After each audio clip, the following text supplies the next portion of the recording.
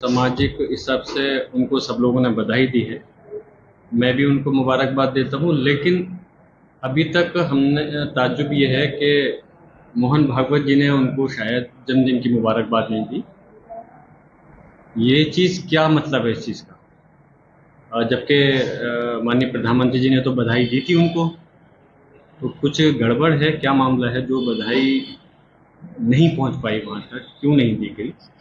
खैर, इस चीज़ पे आप लोगों की तरफ से अब देखते हैं वहाँ से क्या प्रतिक्रिया हम लोगों को सबको देखने को मिलती है। 75 वर्ष के पूरे हो चुके हैं। अब आगे देखते हैं कि जो पॉलिसी है भाजपा की, उसमें आगे को क्या तरमीम होता है, क्या बदलाव होता है। पॉलिसी से मतलब क्या समझाना चाहते हैं?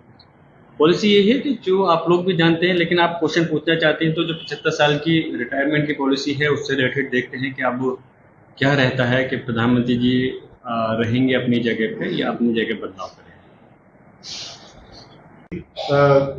पहलगाम में हमला हुआ था और जो भी उससे कमाया गया है, जो भारतीय कप्तान है वो अपनी जो इनकम है वो उन पीड़ितों में बांट दें।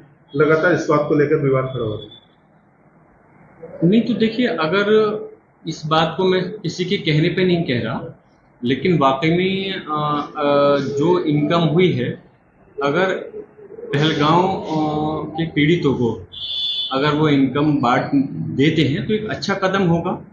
और मैं समझता हूँ कि वो इनकम छोटी मोटी नहीं होती। ये आप और हम और इस देश के 140 करोड़ देशवासी जानते हैं कि जो क्रिकेट की मैच की खेलने की जो इनकम है, लाखों नहीं करोड़ों में होती है। और अगर एक सिर्फ मैच की या सीरीज की इनकम को अगर आप बांट देंगे तो खिलाड़ियों की उन पर कोई असर नहीं पड़ने वाला।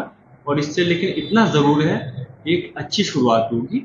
और जो पीड़ित हैं उनके परिवारों के, जिन लोगों की जान गई है, जान तो वापस नहीं आ सकती, लेकिन उस रकम से मरहम लगने का जरूर काम हो सकता है। लेकिन वही भारतीय कप्तान का कहना है कि जो उन्होंने राजनीति में कमाया वह भी बांट है। कोई इसमें कुछ वो नहीं है कि देखिए, चाहे राजनीतिक लोग हों या वो हो, सब बांट सकते हैं अपने उसमें। लेकिन इसकी शुरुआत क्रिकेट टीम के लोग अगर करेंगे तो अच्छा होगा, और लोगों को भी उस चीज़ की प्रेरणा मिलेगी, वो लोग भी आगे कदम बढ़ा करके इस चीज़ को कर सकते हैं। तो उनकी धमकियां मिलती हैं, भारत उससे नहीं डरता। अच्छी बात है, परमाणु बम की धमकी से नहीं डरते, हमें खुशी है। और मैं फिर से इस बात को कह रहा हूँ कि देश की जब भी बात आएगी, हम ये नहीं देखेंगे कि सरकार भाजपा की है, ये सरकार किसी दूसरी पार्टी की है। देश के मुद्दे पर हम पूरी तरह से सरकार के साथ हैं, देश के साथ हैं, जहाँ देश का मसला होता है। और डरना भी नहीं चाहिए। हमारा देश क्यों डर है? हमारे साथ अगर कोई कहीं ऐसा मसला आता है तो हमारे जाबाज इस हिंदुस्तान की जो सेना है, थल सेना, वायु सेना और जल सेना, वो सक्षम है किसी भी मुल्क को किसी भी मामले के अंदर जवाब देने के लिए। तो इसलिए मैं समझता हूँ हमारे देश की सेना की मजबूती इतनी है कि हमारे देश को किसी भी देश से, किसी भी धमकी से डरना नहीं चाहिए। अब ये किन लोगों ने लगाया है, ये मैं वाकिफ नहीं हूँ, लेकिन इतना मैं जानता हूँ कि अगर जन्मदिन राजनीतिक लोगों का या किसी भी बड़ी हस्ती का होता है तो उनके जो समर्थक हैं वो उसको मनाते हैं। लेकिन मैं समझता हूँ कि इस टाइप की जो शुरुआत करना, धार्मिक लोगों से, जो धार्मिक गुरु रहे हैं, उनसे जोड़ना, वो चीज़ मुनासिब है।